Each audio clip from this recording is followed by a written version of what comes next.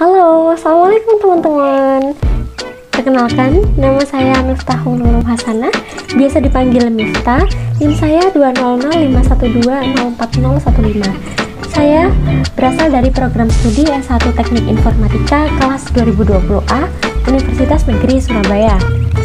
Pada video kali ini saya akan menjelaskan materi mengenai routing statik. Video ini saya buat untuk memenuhi tugas mata kuliah jaringan komputer yang diampu oleh Bapak Agus Prihanto STMKOM.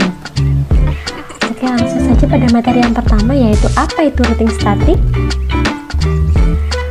Oke, routing statik merupakan jenis routing yang dilakukan admin atau pengelola jaringan untuk mengkonfigurasikan informasi tentang jaringan yang dituju secara manual. Selanjutnya, ciri-ciri routing statik, yaitu yang pertama, jalur spesifik ditentukan oleh admin jaringan.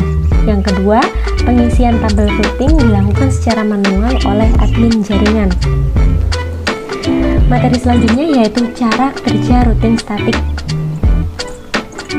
Cara kerja routing statik ada 3 bagian, yaitu yang pertama, konfigurasi router yang dilakukan oleh admin jaringan. Yang kedua, router melakukan routing berdasarkan informasi yang diterima dari tabel routing. Dan bagian yang ketiga, yaitu admin jaringan menggunakan perintah IP router secara manual untuk konfigurasi router dengan routing statik, dan routing statik berguna untuk melewatkan paket data yang ada pada jaringan. Selanjutnya yaitu parameter. Ada beberapa parameter yang ada pada routing, yakni yang pertama, destination adalah alat tujuan dan network mesh, dan biasanya diisi dengan 0.0.0/0 untuk semua jaringan. Yang kedua, ada gateway yang merupakan datagram yang dapat dicapai melalui antarmuka. Yang ketiga, ada path source adalah alamat tujuan paket dan meninggalkan router melalui alamat IP. Yang keempat, distance 0 sampai 255 adalah jarak administrator jaringan dari router. Selanjutnya, keuntungan menggunakan routing statik. Terdapat beberapa keuntungan menggunakan routing statik, yakni yang pertama, meringankan kinerja prosesor router. Yang kedua, tidak ada bandwidth yang digunakan untuk pertukaran informasi dari tabel isi routing pada saat pengiriman paket. Yang ketiga, routing statik lebih aman dibandingkan routing dinamis. Dan yang keempat, routing statik kebal dari segala usaha hacker untuk men-spoof dengan tujuan membaca traffic. Selain keuntungan, routing statik juga mempunyai kerugian. Beberapa kerugian menggunakan routing statik yaitu yang pertama, administrator jaringan harus mengetahui semua informasi dari masing-masing router yang digunakan. Yang kedua, hanya dapat digunakan untuk jaringan berskala kecil. Yang ketiga, administrasinya cukup rumit dibanding routing dinamis, terlebih jika banyak router yang harus dikonfigurasi secara manual.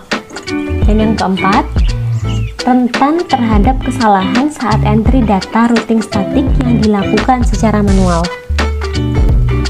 Oke, selanjutnya saya akan memberikan video mengenai simulasi routing statik menggunakan aplikasi Cisco Packet Tracer.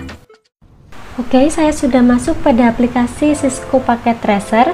Di sini saya akan mensimulasikan routing statik pada jaringan yang akan saya buat.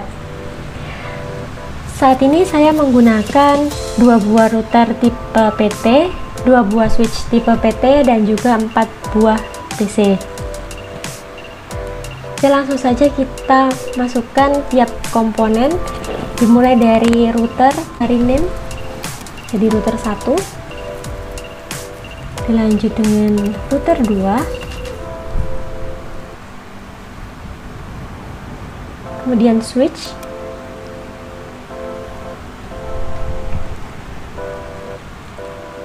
lalu PC.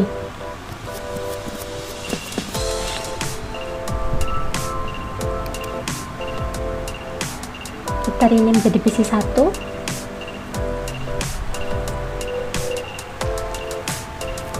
PC2, PC3, dan PC4. Oke, jika sudah memasukkan semua komponen, selanjutnya kita akan menghubungkan tiap komponen dengan menggunakan connection kabel otomatis.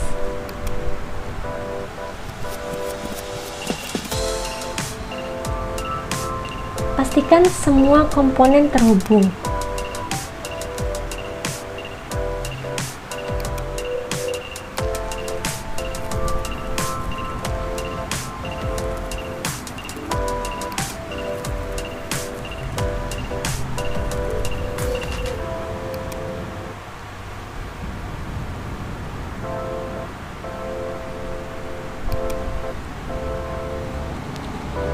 Oke, selanjutnya kita setting IP address dari setiap PC, mulai dari PC1.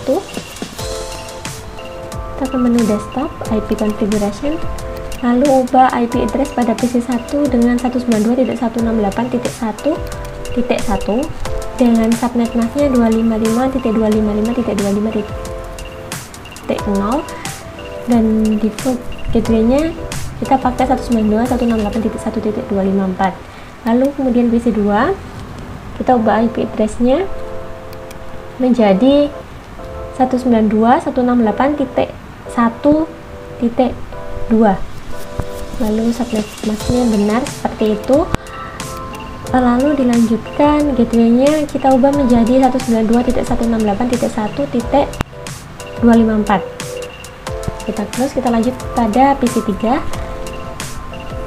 Kita set IP-nya dengan 192.168.2.3. Subnet mask sudah benar. Default gateway-nya kita ubah jadi 192.168.2.254. Oke, kita beralih ke PC4. Kita set IP address-nya dengan 192.168.2.4 dengan subnet masknya tetap seperti itu. Default gateway-nya kita ubah menjadi 192.168.2.254.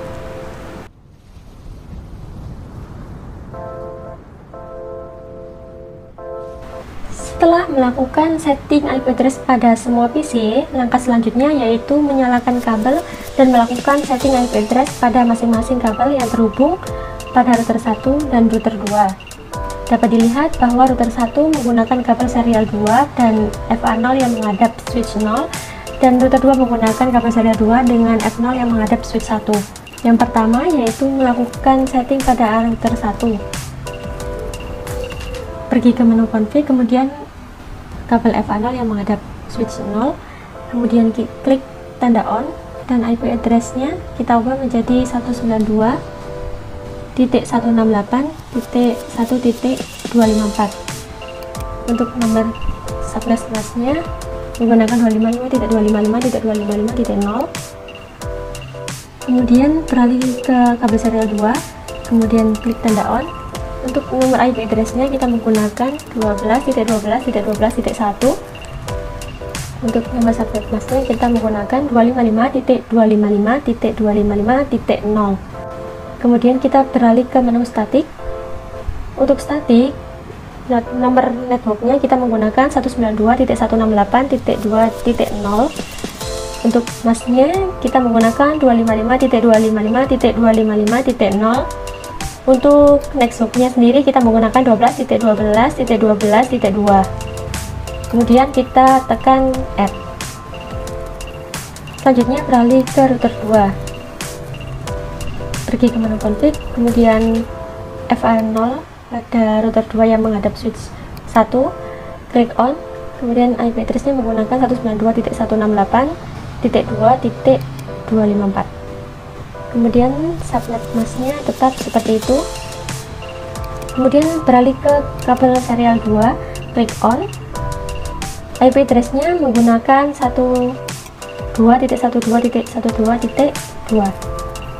subnet masknya sama menggunakan 255.255.255.0. Beralih ke statik. Networknya kita menggunakan 192.168.1.0. Untuk nomor subnet masknya kita menggunakan 255.255.255.0. Untuk networknya kita menggunakan 12.12.12.1. Kita add. Setelah melakukan setting IP address pada masing-masing router, maka selanjutnya yaitu tes command prompt. Kita cek ke PC1, kemudian kita ke command prompt. Command promptnya sendiri kita mengetikkan ping spasi 192.168.2.3, yaitu merupakan IP PC3. Amati hasil yang keluar. Nah, dapat kita lihat hasil yang pertama keluar yaitu request timeout. Request timeout sering terjadi karena PC belum mengenali ARP-nya. Kemudian kita melakukan tes kedua dengan ping 192.168.2.4. Hasil yang keluar sama, yaitu request timeout. Itu terjadi karena belum mengenali ARP. Kemudian melakukan tes tracer spasi 192.168.2.3. Nah, ini keluar daftar IP address yang dilewati nantinya. Ini kita bisa close. Selanjutnya kita akan melakukan tes dengan simulasi simple PDO. Kita ubah pada mode simulation, lalu show all none, lalu edit filter menjadi ICMP saja. Kemudian kita buat simple PDO untuk pengiriman paket dari PC1 ke PC3. Kemudian kita amati PC1 berjalan ke switch, lalu switch akan mengirimkan paket ke router. Kemudian dari router mengirimkan ke router satunya, yaitu router 2. Kemudian dari router 2 ke switch lagi, kemudian dari switch ke IP tujuan, yaitu PC3. Nah, lanjut dari PC3 kemudian akan dikembalikan ke IP asal, dikirimkan ke switch dulu, lalu ke router, kemudian ke router 1, dari router 1 ke switch, dan dari switch ke PC1. Di situ terdapat tanda centang karena PC1 merupakan alamat asal dan menunjukkan pengiriman paket berhasil. Kita ubah ke mode real time dan simulasi selesai. Sekian video penjelasan materi dan simulasi routing statik dari saya. Terima kasih telah menonton video ini sampai akhir. Semoga bermanfaat. Sampai jumpa di video selanjutnya. Wassalamualaikum warahmatullahi wabarakatuh.